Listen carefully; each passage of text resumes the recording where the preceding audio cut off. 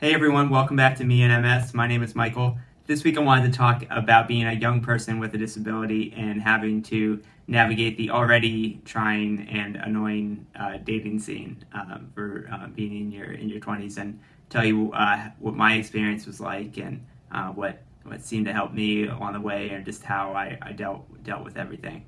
Focusing on my 20s, I had my first long-term girlfriend at the end of college into our early 20s for a couple of years, and we ended up breaking up. She was flat out with me at one point that she didn't know how she felt about if she could handle me with my growing disability at the time. And at this point, I'm always mixed emotions about that feeling that someone you were so close to, didn't feel they could. But in the same sense, we were both young, and at this point, it's not worth holding a grudge or anything like that over. So it's all under the bridge at this point. But going from there, at this point it was, I think, 2010 or so, and it was in the earlier days of dating apps and everything like that. And dating apps were I guess my default go-to. I was never a guy who picked up girls at the bar, and was easy with that. I enjoy dating apps because you really start a conversation and see if you're on the same page before you actually meet and do all that. Also, you would just meet people outside of your social circle a lot more, especially if you're in an urban environment. I was living in DC at the time, so there was a lot of people to meet and go on dates with. So I went on a lot of dates in my 20s, and it was pretty exhausting. I think you can say that one way or the other if you had a disability or not. But I guess so actually dealing with the fact I had MS, that was always a little tough. How much I wanted to say up front and then leave for someone to find out on the date. And of course that changed with how my ability changed too. Earlier on, I didn't say it up front. I didn't think it was that relevant or that obvious. I wasn't using mobility aid or anything like that. It would be, there were plenty of first dates where I never even mentioned it. The date didn't work out, so left it at that. But as things progressed in my disability, I felt the need to be a little more upfront because I got tired of wasting my time.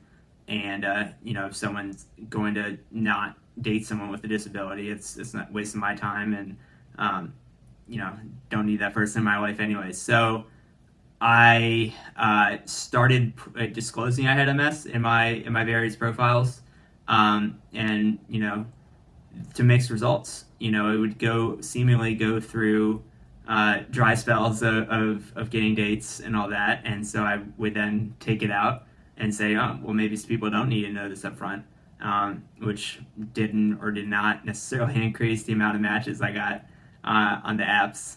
I guess all that to say, it's ultimately up to you and how comfortable you feel with sharing your disability, or how apparent your disability is, or whatever stage you're in. It's up to your comfort. But it really comes down to the other end, the person on the other end you're dating, of whether they have the energy you need and that you want, they're meeting you where you are. And that then it really just, that sort of advice is applicable to anyone, even if you have a disability or not. It's ultimately taking for as long as you feel it needs to find that person you know is a good match.